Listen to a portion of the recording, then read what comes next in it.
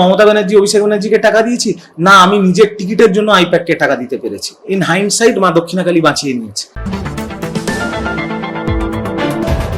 যে টাকাটা দিইনি, আজকে দিলে সেই টাকাও যেত, লোকেদের থেকে ইনভেস্টমেন্ট নিতাম, ধার করতাম, সেই টাকাও শোধ করতে হতো।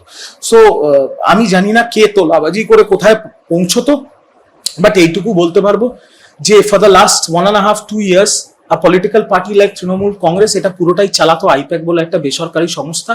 আর এরা সবার থেকে টাকা তুলতো, পঞ্চায়েত প্রধানকে টিকিট দেওয়ার জন্য টাকা তুলবে, জেলা পরিষদের জন্য টাকা তুলতো, ব্লক সভাপতি কে হবে তার জন্য টাকা তুলতো, কোরাপ্ট ব্লক সভাপতিকে ব্লক সভাপতি বজায় রাখার জন্য টাকা তুলতো, এবং বিধানসভার জন্য টাকা তুলতো। আমার থেকে 50 লাখ টাকা চেয়েছিল, আমি দিতে পারিনি, বিচে গেছি।